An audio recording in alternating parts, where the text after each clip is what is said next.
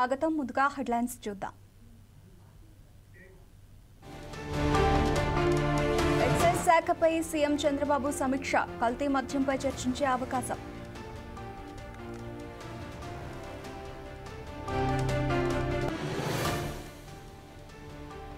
ములకల చెరువు నకిలీ మద్యం కేసులో దర్యాప్తు ముమ్మరం. జనార్దన్ రావు నుంచి కీలక వివరాలు రాబడుతున్న అధికారులు.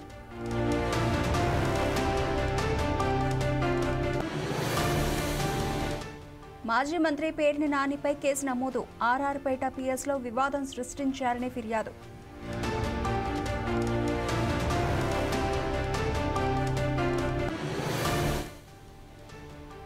అమెరికాలో భారీ పేలుడు. టెన్నెసీ రాష్ట్రంలోని మిలిటరీ గోడౌన్లో బ్లాస్ట్.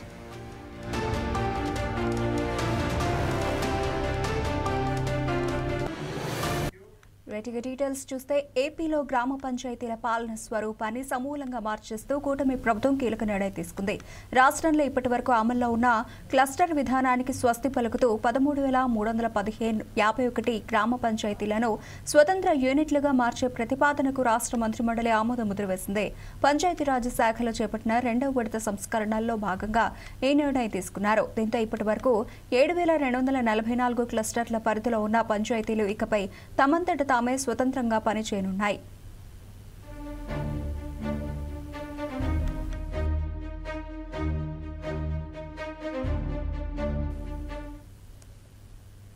బీసీ రిజర్వేషన్లపై సుప్రీంకోర్టుకు వెళ్లాలని తెలంగాణ ప్రభుత్వం నిర్ణయించింది. హైకోర్టు తీర్పును స్టడీ చేసిన రేవంత్ సర్కార్ సీనియర్ కౌన్సిల్తో సుప్రీంకోర్టులో వాదనలు వినిపించాలని డిసైడ్ అయింది. ఈ మేరకు తెలంగాణ ముఖ్యమంత్రి రేవంత్ రెడ్డి నిర్ణయం తీసుకున్నారు.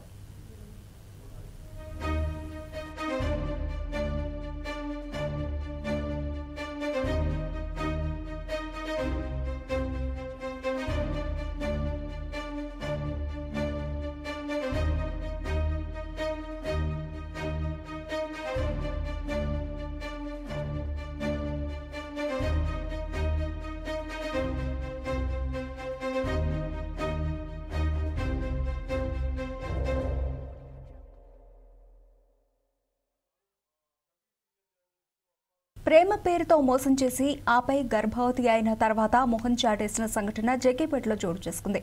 వివరాలకు వెళ్తే ఎన్టీఆర్ జిల్లా జగ్గైపేట వత్సవాయి మండలం మక్కపేట గ్రామానికి చెందిన నూతకి సందీప్, ఎండ్రాతి అరుణ ఒకే సామాజిక వర్గానికి చెందినవారు. వీరిద్దరూ గత 3 సంవత్సరాలుగా ప్రేమించుకుంటున్నారు. ఈ క్రమంలో ఆమె 3 నెలల గర్భవతి కాగా వివాహం చేసుకోమని సందీప్ను అడిగింది.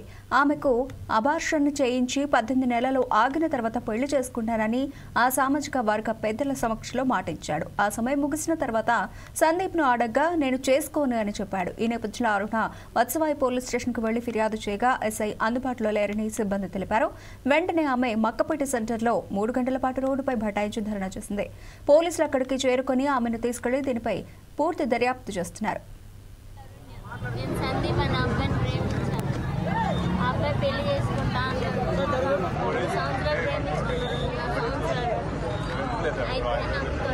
ప్రెగ్నెన్సీ వచ్చింది, తీపించుకొని నేను సేఫ్టీ కావాలని పెళ్లి చేసుకుంటా అన్నాడు. ఇది మా ఇద్దరి మధ్య కాకుండా ఊరు మొత్తం పెద్దల ముందే జరిగింది. వాళ్ళు కూడా ఒప్పుకున్నారు. సెటిల్ అయిన తర్వాత చేసుకున్నా వాళ్ళ సంతకాలు కూడా పెట్టారు. ఆ అబ్బాయి పెట్టిండు, వాళ్ళ బాబాయ్ పెట్టిండు, వాళ్ళ తాతయ్య పెట్టిండు. ఇప్పుడు తీరా చూస్తే నేను చేసుకోను అంటున్నారు. వీళ్ళని పెద్దోళ్ళేమో అడిగి నెల నుంచి 10 రోజులు తిరుగుతున్నారు కానీ ఏమీ చెప్పట్లేదు. ఆ అబ్బాయిని మేము ఇందాక పోలీస్ స్టేషన్కి వెళ్ళాము. ఆ అబ్బాయి లోపలే ఉన్నాడు. లోపల ఉండి మేము వెళ్ళి కంప్లైంట్ ఇచ్చిన తర్వాత మమ్మల్ని బయటకు వెళ్ళమన్నారు కానీ ఆ అబ్బాయిని దాచారు. అంటే పోలీసులు ఆడుతున్నారా, పెద్దోళ్ళు వీళ్ళు ఆడుతున్నారా, ఎవరు ఆడుతున్నారు ఈ ఆట? ఒక ఆడపిల్ల నా జీవితం నేను ఇప్పుడు ఎలా ఉన్నాను మీకే తెలియదు. నాకు లేదు కూడా లేదు ఓపిక. నాకు మీరు కళ్ళు కూడా నాకు కనపడట్లేదు. ఏం చేస్తారు?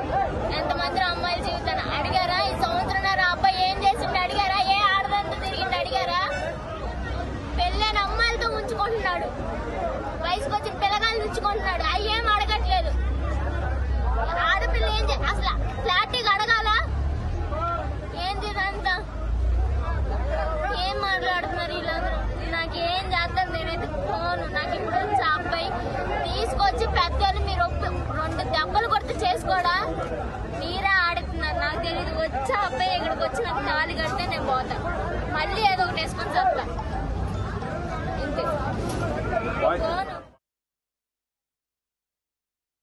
సమగ్రాభివృద్ధికి ప్రజాప్రభుత్వం కట్టుబడి ఉందని డిప్యూటీ సీఎం బట్టి విక్రమార్క తెలిపారు. రియల్ ఎస్టేట్ వేగంగా దూసుకెడుతోందని పేర్కొన్నారు. నరెడ్కో 15వ సమావేశంలో ఆయన పాల్గొని మాట్లాడారు. రాయదుర్గంలో ఎకరం 177 కోట్ల రూపాయలు పలికిందని గుర్తు చేశారు. మధ్య దిగువ మధ్య తరగతి వర్గాలను బిల్డర్లు దృష్టిలో పెట్టుకోవాలని బట్టి సూచించారు. భవిష్యత్తులో నగరంలో అన్ని ఎలక్ట్రిక్ బస్సులే ఉంటాయని చెప్పారు. ప్రతి సంవత్సరం నగర అభివృద్ధికి ప్రణాళిక వ్యయంలో భాగంగా బడ్జెట్లో 10,000 కోట్ల రూపాయలు కేటాయిస్తామని భట్టి విక్రమార్క స్పష్టం చేశారు. హైదరాబాద్లో 2 సంవత్సరాల్లో 20,000 కోట్ల రూపాయలు కేటాయించి చేపట్టిన పనుల ఫలితాలు ఇప్పుడే కనిపిస్తున్నాయని భట్టి విక్రమార్క చెప్పారు. There is really no comparison between the Hyderabad of today and the Hyderabad when I studied. And also I am sure there will be no comparison between the Hyderabad of today and the Hyderabad where tomorrow the grandchildren will study. The kind of pace it is going fast.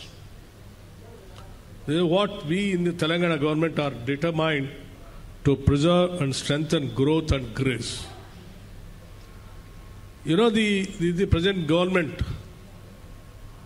under the leadership of our Chief Minister and the entire cabinet, is very much committed for the overall and all-round development of the city, whereby we believe Telangana state is more or less a city state. That's the reason we are focusing more and more on building on the city and allotting more budget for the growth of the city also, not only for the infrastructure, even otherwise also. Jubilee Hills టికెట్పై మంత్రి పొన్నం ప్రభాకర్ కీలక వ్యాఖ్యలు చేశారు. ఈ ఉప ఎన్నికల్లో పోటీ చేయాలని మాజీ ఎంపీ అంజన్ కుమార్ యాదవ్ భావించినప్పటికీ ప్రస్తుత రాజకీయ పరిస్థితుల దృష్ట్యా పార్టీ అధిష్టానం వేరొకరికి టికెట్ కేటాయించిందని ఆయన అన్నారు. పార్టీ అధిష్టానం తరఫున ఏఐసీసీ ఇన్ఛార్జి మీనాక్షి నటరాజన్, వివేక్తో పాటు తాను స్వయంగా అంజన్ కుమార్ యాదవ్ ఇంటికి వెళ్లి చర్చించామని మంత్రి తెలిపారు. ఈ చర్చల ద్వారా పార్టీ నాయకత్వం తీసుకునే నిర్ణయాన్ని అంజన్ కుమార్ యాదవ్కు వివరించినట్లు తెలిపారు. 2 సార్లు పార్టీ వర్కింగ్ ప్రెసిడెంట్గా, 2 సార్లు పార్లమెంట్ సభ్యుడిగా అంజన్ కుమార్ చేసిన సేవలు అపారమని గుర్తు చేశారు. హైదరాబాద్లో కాంగ్రెస్ పార్టీకి అంజన్ కుమార్ యాదవ్ పెద్ద దిక్కుగా ఉంటూ వస్తున్నారని తెలిపారు. జూబ్లీహిల్స్ ఉప ఎన్నికల్లో కాంగ్రెస్ పార్టీ విజయం సాధిస్తుందని మంత్రి పొన్నం ప్రభాకర్ పూర్తి ధీమా వ్యక్తం చేశారు.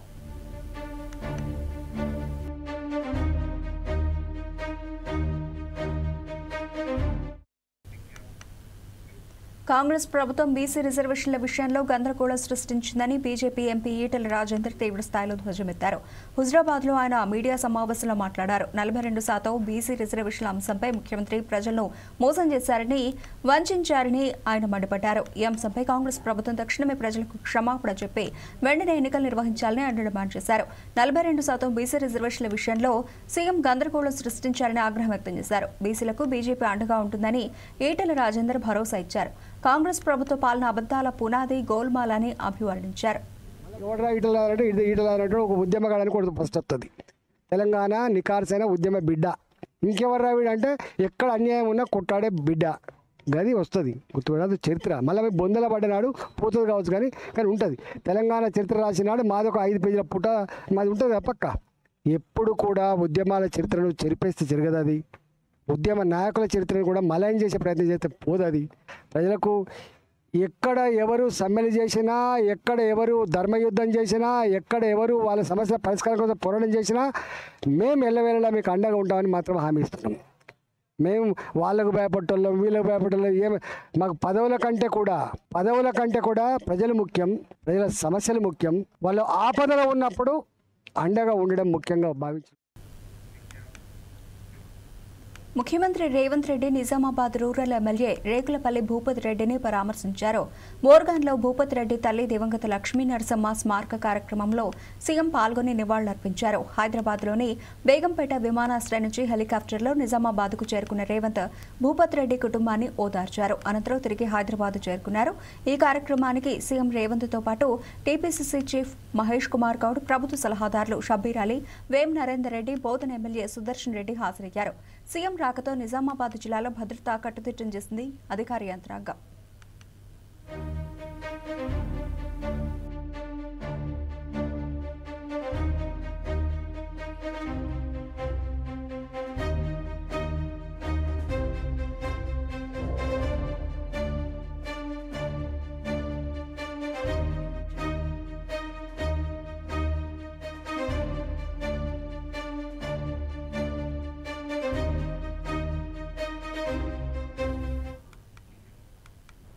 జాతీయ రహదారి విస్తరణల వల్ల ఇళ్లు కోల్పోతున్న వారికి న్యాయం చేస్తామని టీపీసీసీ వర్కింగ్ ప్రెసిడెంట్ జగ్గారెడ్డి అన్నారు. ప్రభుత్వం నుంచి పరిహారం అందేలా కృషి చేస్తామని హామీ ఇచ్చారు. సంగారెడ్డి జిల్లా కందిలో ఇళ్లు కోల్పోతున్న బాధితులతో ఆయన సమావేశమయ్యారు.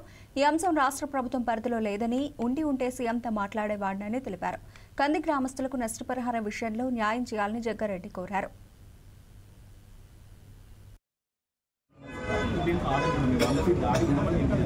అది కూడా కన్సిడర్ చేస్తే ల్యాండ్ కూడా వస్తుంది సార్. మా దగ్గర నేను బిల్డింగ్ ఎట్లా ఇస్తాను మాకు ల్యాండ్ కూడా వచ్చేటట్టు ఇది మాట్లాడి సగం మంది మాట్లాడి అంటే ఇళ్ళనే తిన్న ఆయన పోతే నేను కొద్దిగా కూర్చొని వచ్చే పంచాయతీ కాదు. అధికారిగా కూర్చున్నారు. మీరు ఎట్లా సమస్య పరిష్కరించుకోగలుగుతుంది. నా దగ్గరకు వచ్చినారు, నా వల్ల పంట ఇది ఒక్కటే కాదు. నా దగ్గర ప్రధానమంత్రి పోయే కెపాసిటీ లేదు, మంత్రుల దగ్గర పోయే నాకు అది లేదు, ముఖ్యమంత్రి దగ్గర పోతే ముఖ్యమంత్రి చేతులేది లేదు. ఉన్నదా సార్? నేను ఎక్కడ పోగలుగుతా? ముఖ్యమంత్రి గారి దగ్గర, రేవంత్ రెడ్డి దగ్గర పోగలుగుతా. అదేమో ఇది సీటేమో ఆయన పరిధిలో లేదు. ఇది ఎవరి పరిధిలో ఉంది? ప్రధానమంత్రి సెంట్రల్ మినిస్టర్ పరిధిలో ఉంది. దీనికి ఎవరు పోవాలి? ఎంపీ పోవాలి. వాస్తవంగా ఎంపీలకు రైట్స్ ఉంది. నేను మొన్న కూడా అందుకే కన్నా ఎందుకంటే కొంత మీరు ఎంపీని కూడా కలవండి, ఆయన కూడా సపోర్ట్ తీసుకోండి. అది కూడా చెప్పిన మీ లోకల్ ఎమ్మెల్యే సపోర్ట్ తీసుకోండి. నేను ఎట్లా అనఫిషియల్గా మీకు చేస్తాను. చేసే పనే. రాష్ట్రంలో కల్తీ మద్యం ఏరులై పారుతోందని వైసీపీ రాష్ట్ర మహిళా విభాగం వర్కింగ్ ప్రెసిడెంట్ వంగా గీత ఆరోపించారు. ప్రజల ప్రాణాలతో ప్రభుత్వం చెలగాటు ఆడుతోందని మండిపడ్డారు. కాకినాడ ఎక్సైజ్ డిప్యూటీ కమిషనర్ కార్యాలయం వరకు వైసీపీ మహిళా నాయకురాలు ర్యాలీ నిర్వహించి వినతి పత్రం అందజేశారు. రాష్ట్రంలో కూటమి ప్రభుత్వం ఏర్పడిన తర్వాత నుండి మద్యం సమయపాలన లేకుండా అమ్ముతున్నారని వంగా గీత అన్నారు. తక్షణం బెల్ట్ షాపులు రద్దు చేయాలని, మద్యం షాపులు సమయం పాటించేలా చర్యలు తీసుకోవాలని డిమాండ్ చేశారు. సూపర్ 6 అని చెప్పి ప్రజలను మోసం చేశారని విమర్శించారు. రాష్ట్రంలో కూటమి ప్రభుత్వము ఏర్పడక ముందు ఎన్నికల ప్రచారంలో భాగంగా చాలా విషయాలు చెప్పారు. అంటే సుదీర్ఘ రాజకీయ చరిత్రని మనం హిస్టరీని కనుక పరిశీలించినట్లయితే మద్యపాన ప్రియులకి మేమంతా న్యాయం చేస్తాము, లేకపోతే మేమేవో పథకాలు పెడతామని చెప్పి ప్రచారం చేసిన విధానం కూడా ఈ ఎలక్షన్లోనే చూసాం. ఇంతకు ముందు ఎప్పుడు ఆ మాట మాట్లాడాలంటే కూడా చాలా ఇబ్బంది పడే పరిస్థితులు ఉన్నాయి. ఎవరైనా ఏదైనా అడిగినా కూడా దాన్ని ఏదో పక్కన సైడ్కి అంటే ఒక పక్కగా చెప్పడం తప్ప పబ్లిక్గా ఎప్పుడు ఎవరూ చెప్పలేదు.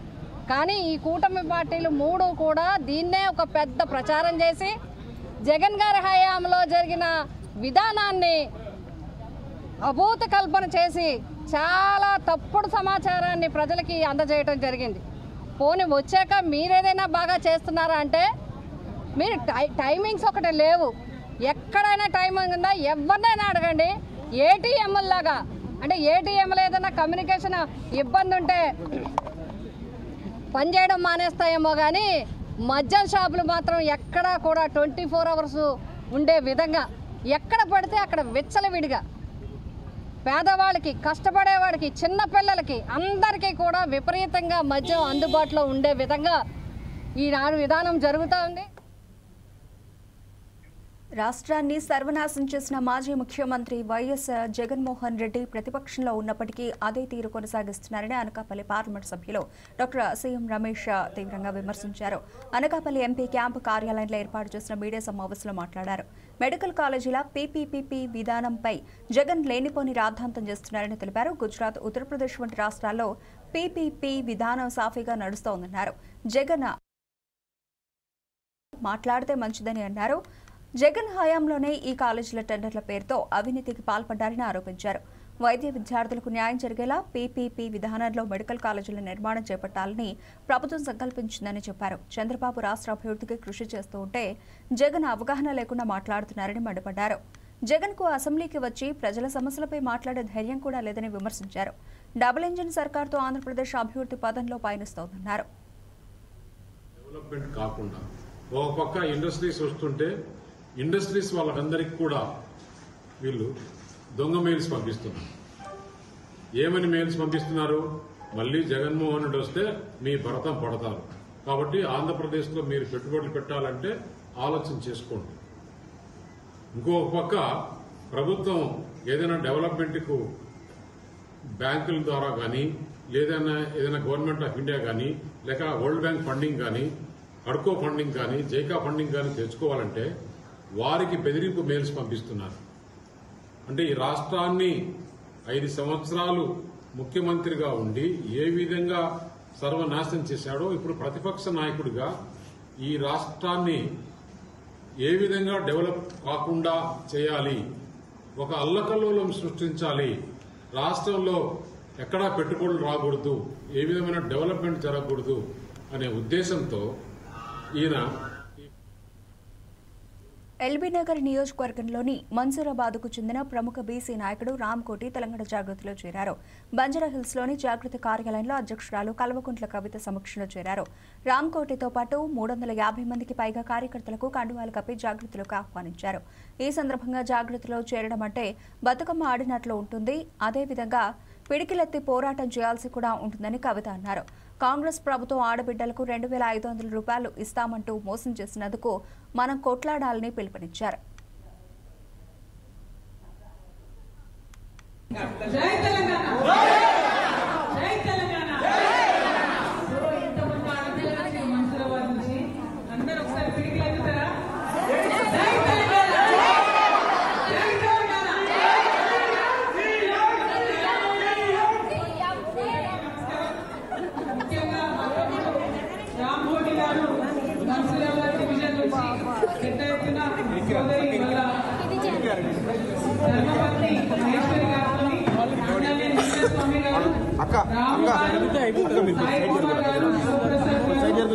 సంతోష గారు, అరుణ గారు, స్వప్న గారు, ఇంకా అనేక మంది మా ఆడబిడ్డలందరూ కూడా కలిసి వచ్చారు. మరి ఇక్కడ మా అన్న రూప్సింగ్ అన్న గారు, మా వర్కింగ్ ప్రెసిడెంట్ గారు, నవీనాచారి గారు, మళ్ళా కోల శ్రీనివాస్ అన్న గారు, మన మారన్న గారు, తమ్ముడు నరేష్ గారు, రాచమల్ల బాలకృష్ణ గారు అందరూ కూడా నాయకులు ఉన్నారు. వారందరి సమక్షంలో మీరు చేస్తున్నారు. మీ అందరికీ మనస్ఫూర్తిగా స్వాగతం, సుస్వాగతం. మరి ఒకటే గుర్తుపెట్టుకోండి, జాగృతిలో చేరడం అంటే బతుకమ్మ ఆడినట్టు అందంగా కూడా ఉంటుంది, అట్లనే పిడికిలెత్తి పోరాటం చేయాల్సి కూడా ఉంటుంది. కాకినాడ ప్రభుత్వ ఆసుపత్రిలో చిన్నారులను ఎత్తుకెళ్లేందుకు వచ్చిన కిడ్నాపర్ను 2 మహిళా సెక్యూరిటీ గార్డులు పట్టుకున్నారు. ఆసుపత్రి వద్ద రాత్రి సమయంలో గుర్తు తెలియని యువకుడు పిల్లల వార్డులో తిరుగుతూ ఉండటంతో అనుమానం వచ్చి సెక్యూరిటీ ప్రశ్నించారు. అయితే పొందలేని సమాధానం చెప్పడంతో పోలీసులకు సమాచారం ఇచ్చారు. ఆ యువకుడితో పాటు మరో 2 ఉన్నారని కిడ్నాపర్ చెప్పడంతో పోలీసులు వారి కోసం గాలిస్తున్నారు. చెప్పాను మాట నేను నీకు చెప్పాను ఆల్రెడీ. ఏం పేరు నీ పేరు? సరిగ్గా నాకు వినబడతలేదు. నాకు ఆకులు దొరక ఏం దేనికి వచ్చావు ఇక్కడికి? పోస్ట్ గైన్కి దేనికి వచ్చావు? నీకు ఎవరైనా ఇక్కడ పేషెంట్లు తెలుసా? నేను అడిగిన దానికే చెప్పా. పేషెంట్ ఎక్కడ ఉన్నారు? మీ నాన్నమ్మ గారు ఎక్కడ ఉన్నారా? పిల్లల వాటిలో ఏం చేస్తున్నావు నువ్వు? దేనికి? పిల్లల వాటిలో నువ్వేం చేస్తున్నావు అదే చెప్పు నాకు. దేనికి వచ్చావు వాటిలోకి? ఎవరి పాపనే? ఎవరి మనవరాలు ఎక్కడ చూసి వెళ్ళిపోతావురా? ఏ ఊరు మీది? కోలంకి ఎక్కడ? కోలంకి ఎక్కడ? యానం దగ్గర.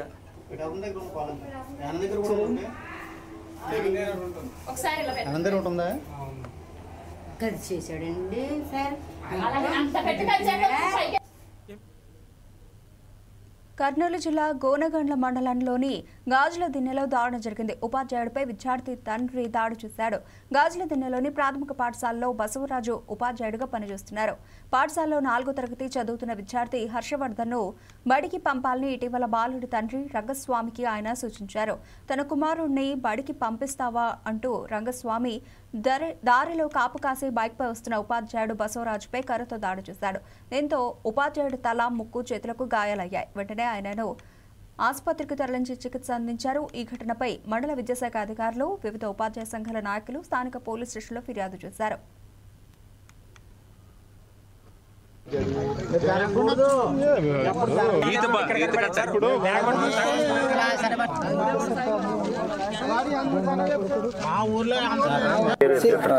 పేరు బసవరాజు. నేను ఎస్సీ స్కూల్ గార్జన్ స్కూల్ పనిచేస్తున్నాను.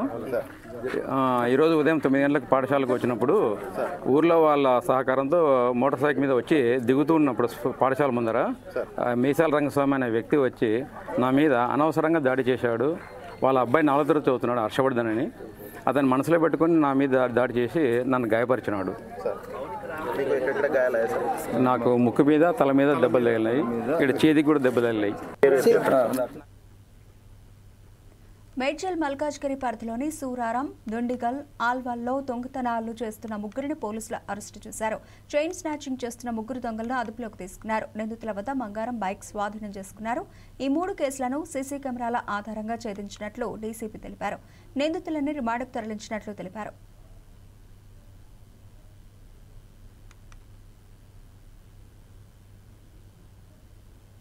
గత వారం రోజుల నుంచి మనకి 4 చైన్ స్నాచింగ్ కేసులు అయినాయి. అందులో 3 డిటెక్ట్ అయినాయి.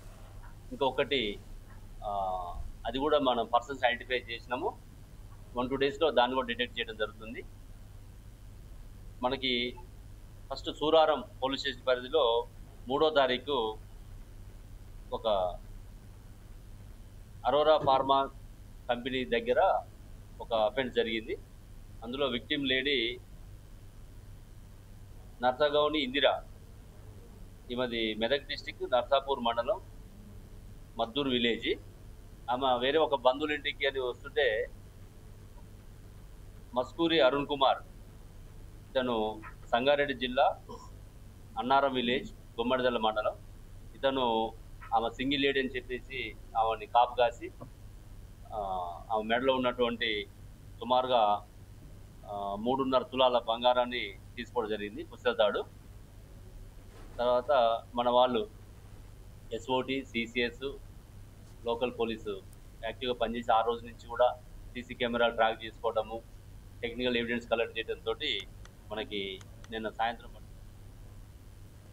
ఎస్ఎఫ్ఐ కరీంనగర్ జిల్లా కమిటీ ఆధ్వర్యంలో కరీంనగర్ బస్ డిపో 1 మేనేజర్ కార్యాలయం ముందు ఖాళీ కుర్చీకి వినతిపత్రం అందజేసి నిరసన తెలియజేశారు. మానకొండూరు మండలంలోని పోచంపల్లి ఆదర్శ పాఠశాల విద్యార్థులకు ప్రత్యేక బస్సులను ఏర్పాటు చేయాలని వారు డిమాండ్ చేశారు. కరీంనగర్ నుండి జమ్మికుంట వెళ్లే మార్గంలో అధిక రద్దీ ఉండడంతో విద్యార్థులకు బస్సులను పాఠశాల వద్ద ఆపడట్లేదన్నారు. స్కూల్కి వెళ్లిన విద్యార్థులు తిరిగి తమ ఇంట్లోకి చేరుకునేసరికి ఆలస్యం అవుతోందని చెప్పారు.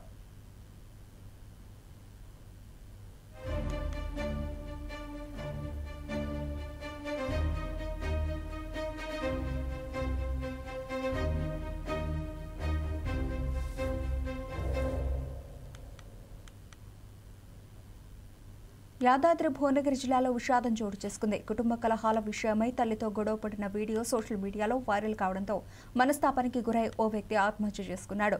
ఈ సంఘటన బీబీనగర్లో జరిగింది. ఉప్పల్కు చెందిన బీజేపీ నాయకుడు రేవలి రాజు 15 రోజుల క్రితం తన తల్లి లక్ష్మితో గొడవ జరిగింది. ఈ క్రమంలో తల్లిని కొడుతున్న వీడియోస్ సోషల్ మీడియాలో వైరల్ కావడంతో మనస్తాపానికి గురయ్యాడు. అమ్మను ఎందుకు కొట్టాల్సి వచ్చింది అని వివరిస్తూ సెల్ఫీ వీడియోలో చెప్పాడు. తాను మానసికంగా క్షోభకు గురై ఆవేదనతో ఆత్మహత్య చేసుకున్నాడని తెలిపారు. వాళ్ళకి ఎట్లా న్యాయం అవుతుంది? అది మనసులో పెట్టుకుంటూ ముఖం తినలేకపోతున్నా అన్నాడు. నా పిల్లలు లేచిపోయిండు. ముఖం ఎత్తుకొని తినలేకపోతున్నా ఉప్పల్లా అన్నాడు. ఏం కాదని ధైర్యం చెప్పినా కొద్ది రోజులే ఉంటుంది ఆ వీడియో అన్నాడు. సంవత్సరం అయితే మన రోజులు మనకు తిరుగుతాయి అన్నాడు. ధైర్యం చెప్పిండు. మాయమ్మ అలాంటి దేవుడు నాకు కావాలి, నా దేవుడు నాకు తీసుకొచ్చి నా కొడుకు డబ్బుల కోసం అడిగితే లేవని అన్నందుకు కొట్టింది. పోయిన సంవత్సరం 2 లక్షలన్నర ఇచ్చింది. మొన్న పోయిన నెల 5 తులాల పుస్తకాలు ఇచ్చినాక పెద్ద మనుషులలో కూర్చుంటే కూడా నాకు వాట ఎక్కువ కావాలి, నాకు 150 గజాలు జాగా కావాలి, 50 గజాలు చిన్న ఇస్తా అని అంటే అట్లా ఒప్పుకోరు చేర్సాగం అని చెప్తే ఒప్పుకోలేదు. ఇవి ఇప్పటివరకు నా bulletin updates. Keep watching 4 Sides TV.